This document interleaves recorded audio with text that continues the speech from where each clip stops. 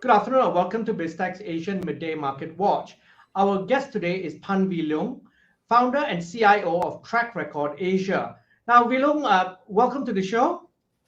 Hey, hi, Brian. Thanks for having me. Let's talk about So, markets. yeah, let's talk about markets, but we have to apologize to our viewers that we have some technical issues, so Leung cannot be seen at the moment. You know, these gremlins with our cameras. So, Leung, before we get your insights, let's take a look at how crypto markets are performing, and then we'll take a look at how regional markets are performing. So, if we look at crypto markets, we've got Bitcoin, which is at 61,234. It is down 1.98%, but its market capitalization is 1.16 trillion US dollars. Now, Ethereum is at 4,296.35.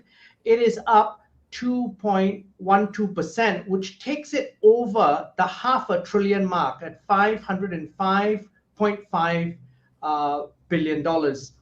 Now, over across to regional markets, we've got the Nikkei, which is at 28,986.85. It's down 0.4%. The Shanghai Composite is 3,564.71. It's down 0.92%. The Hang Seng is at 25,642.01. It's down 1.52%. The ASX 200 bucks the trend. It's up 0.04% at 7,446. The Kospi is at 3,021. It's down 0.9%. Closer to home, we've got the SGX, which is up 0.5% at 3,220. And rounding up the numbers, we've got Bursa Malaysia, which is at 1,585.24. It's up 0.07%. Now, Leung, what's your take on market performance in the first half of the day? Well, it's pretty much non-event. I think recently market has been quite strong, especially U.S. markets. So I think it's likely to continue. The earnings reports from the tech giants so far, although the price reaction to it is the instantaneous price reaction to it is not that favorable. The growth that they're showing is tremendous. It's double-digit growth. It's growth of revenue and profits that startups can only dream of. And these are hundreds of trillions market capitalization and $1 trillion capitalization companies. To do that, I think it's quite amazing. I think that will spur the market higher in the days and weeks to come. And which of the standout? Obviously, you have outliers like Robinhood, which have disappointed earnings. But which are the companies that you think that you liked, given their earnings results in the last quarter? Well, so far we have seen from the key ones that are important. We've seen the ones that really stand out, as you say, is Microsoft. Microsoft stocks actually hit all-time highs overnight, and also Google. Their growth, year-on-year growth is tremendous. It's like 60% profit growth against last quarter this year. And one of the problems that has been hounding the social media tech companies is that the Apple tweaked to their privacy policies. So Snap last week had a problem with this because their forward guidance were weaker than expected because of this policy change, which stops them from being being able to serve ads to more to the users that they used to do. But of course, Google do not really have this problem because Google has an Android that they control. So the Google Alphabet Google, their earnings are tremendous. So I think what we have to take away from this is that although the Apple tweak is going to affect some companies, all this, it doesn't just stop consumers from consuming, right? It just stops ads from being served the way that it was. I think the companies will either work around it, or the ones that don't will allow those that do, such as Google, to dominate again. So I think it doesn't stop the overall market consumption behavior patterns, but it just changes the flow of the revenue from one company to the other. Of course, Uh, the primary beneficiary will likely be Apple because it's their privacy policies, right? So yeah.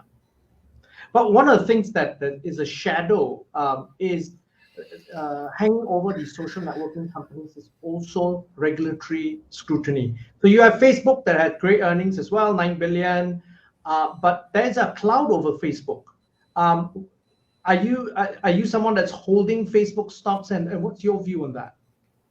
Yes. So as anybody who's been part of the track record community will tell you, since they come in contact with me, I've told them you got to be long all these uh, tech giants, right? Facebook, Google, Amazon, Apple, uh, Microsoft, and Facebook. Although they are having some short-term problems. Mark Zuckerberg is getting a lot of flack for for the study that they have on the harm that it does to younger users, and then the latest study shows that their users are aging users, so they are getting a bit of under pressure. They get a bit of pressure on the stocks, but it doesn't change the fact that you and I we communicated via WhatsApp, social media. Most people Mhm. listening to this, they're either on Facebook or they're on Instagram, and I almost guarantee they're using WhatsApp. Although they hate the WhatsApp policy, they're like, okay, we're gonna change to Telegram, we're gonna change to whatever else Signal, but it doesn't really happen there, right? So and the recent initiative, which I find very bullish, is that they are going to rebrand themselves, and they're going to spend a lot of money and effort on the metaverse. And this may be a new word for some of the people in the audience, but it's a word that you're going to be hearing a lot of. And Facebook. So the Facebook company, when I think it's the rebranding is overdue. It's much like Google rebranded themselves to Alphabet because they have more other businesses under the umbrella, and that's the case with Facebook as well. Facebook is not just Facebook anymore. Facebook is a lot of other things. They have their Oculus, their virtual reality, and the metaverse. I think this is a big push. This is the first big push from the tech giants, and I think it's going to be very, very profitable if they they do not kind of mess it up, right? And they are at the forefront of it right now, I believe. With among the tech giants, they are at the forefront of it. So I think in the time to come, this is an opportunity. I believe this is an opportunity. It's always been the case, and many people like to time the markets on these things.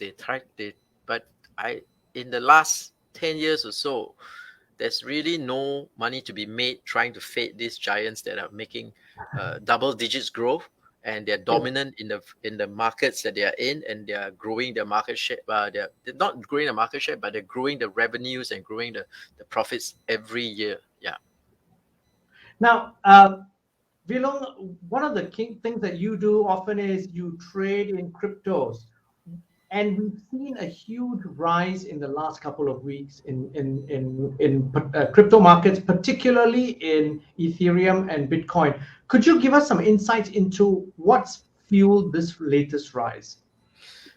All right. So since the last time we spoke, and we spoke maybe a few weeks ago, Bitcoin and Ethereum has gone up by quite a bit, right? Quite a large percentage. And the latest rally in the last week or so, the last 2 weeks, it's been fueled by uh, better sentiment, and also the launch of the Bitcoin futures ETF in the US. And that launch was very, very successful. Within 2 days, they had $1 billion of asset under management. And that's a record that beats the last record ETF hold. The last ETF to hold this record was the gold ETF. They did it in 3 days, and Bitcoin did it in 2 days.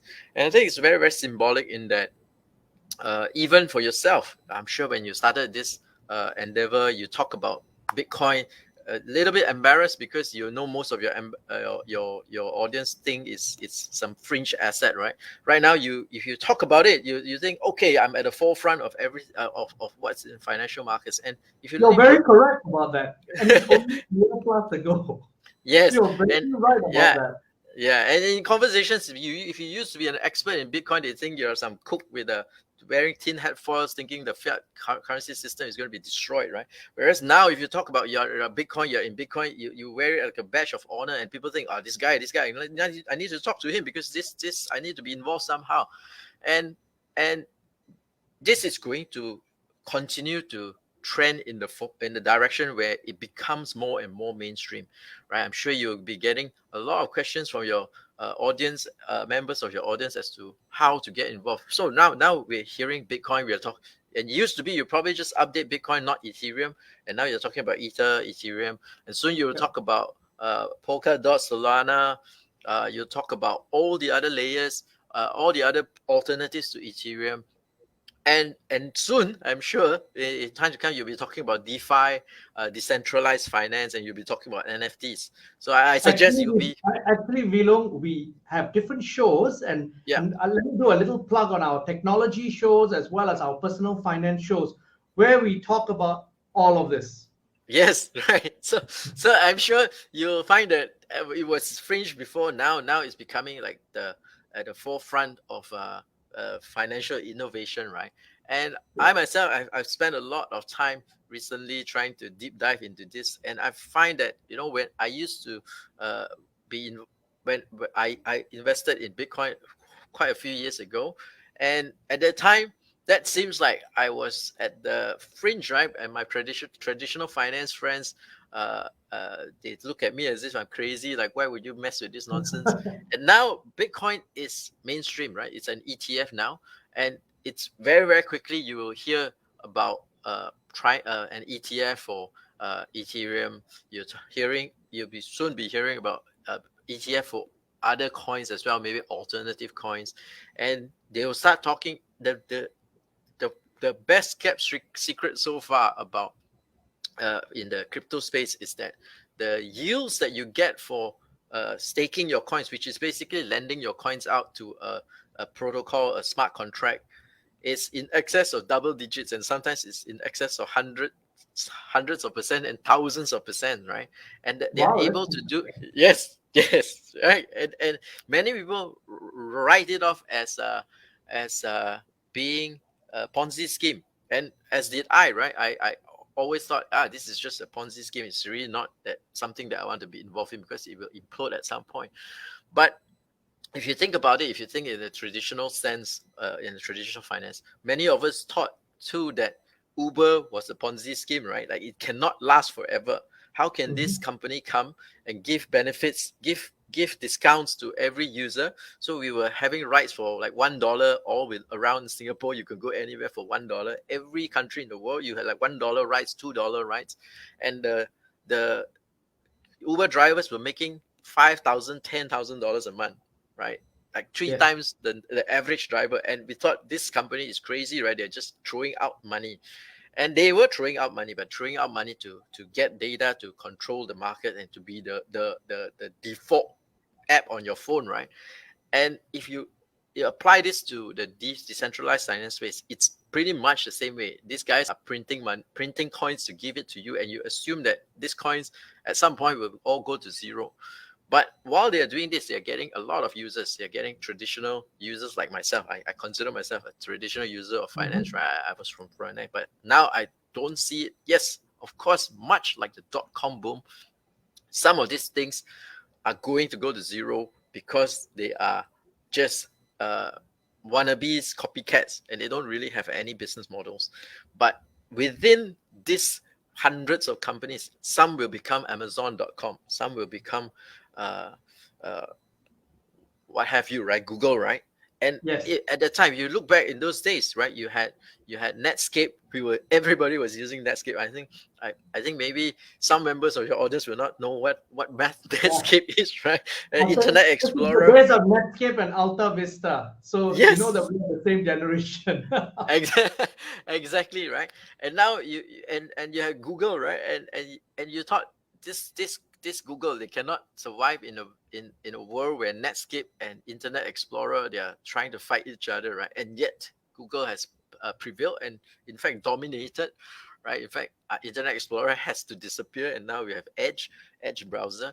So within this DeFi landscape, some of these protocols, some of these lending protocols, they will survive and they will crush traditional finance, right? And previously, the DeFi space, the traction is only within the crypto files, right? People who are like maximalists, they love cryptos. Those guys are involved. It's a very small crowd, maybe in hundreds of thousands all around the world, maybe millions. But in the DeFi space, it's a fraction of the crypto holders. But now the crypto holders are growing to many holders, and when I tell you it's in excess of hundreds and thousands of percent, your eyes open up, right? You're like, okay, even if it's a Ponzi scheme, I got to take a look at it. How can they do this? And when you look at the mechanics of it, you're like, okay, out of 10, maybe 9 will drop, but 1 will survive. But in the meantime, you're getting paid all these triple digit, 4-digit percentage returns. Whereas your bank, and I got an advertisement from my local bank, the SMS me, it's like 5-year deposit, you get 0.65% per year guaranteed. 0.6. When you look at that, So basically, you're paying them to keep your money. Yes. And you look at that and you compare to, you can have Bitcoin and you can stake it. You can have Ethereum, you can stake it. You get like high single digits, and you can have. And where do we stake these? So you can do it various ways, right? You can be very adventurous. You can stake it in various protocols, and that takes a bit of skill. Takes not skill. It doesn't take skill. Sorry, I misspoke. It doesn't take skill, but it takes some work, right? You just need, because it's so new. The user interface, it's horrible, and that's why most people are not involved. But simply, if you don't know how to do all this decentralized finance, you can actually pay the exchanges to do it for you. You set up an account with an exchange, and you can stake your coins at the exchange, and you get a fraction of what you would get if you stake directly with the websites, right? With the protocols, with the smart contracts. So the exchange takes the spread. Yes, and even that, I'm sure this will be very interesting for a lot of people. Even that, you don't have to take any crypto risk. You just have to take the exchange risk. Yes, a bit of crypto risk. You take the stable coin risk, so you can stake with dollar stable coin, and you can get in excess of 15% annualized returns. You're not taking any crypto risk in the sense that there's no Bitcoin up and down, right? The crypto risk is that in case the US regulators shut down on the crypto stable coins. So that's your risk. So you're just doing the regulatory risk, and that's it. Yes, but other than that, you have a dollar stable coin, and some of these dollar stable coins are backed by very big companies, in that they make so much money, right? There's really no reason for them to try to screw you over, right? And the exchanges, some people are like, oh yeah, but I'm staking it with the exchange. Some of these exchanges make more money than the banks, right? They really don't need to try to mess around with a bit of your money, right? They are making hundreds of millions every month, right? They're like, okay, as long as I survive, I don't get shut down, it's fine. Leung, it's been a fascinating conversation. We've had the longest market watch we've ever had, but I think this warrants a separate show itself, and to educate the audience in terms of how we take advantage of these new innovations in the crypto space. Leung, thank you very much for coming on the show today. Thanks, Brian. Take care. We've been speaking to Phan Leung, the CEO of Track Record Asia, on Biztech Asian Midday Marketwatch. I'm Brian Fernandez. Check out our Facebook and LinkedIn pages, as well as our website, www.biztech.asia. Please like and subscribe to our various platforms. Thanks again for tuning in.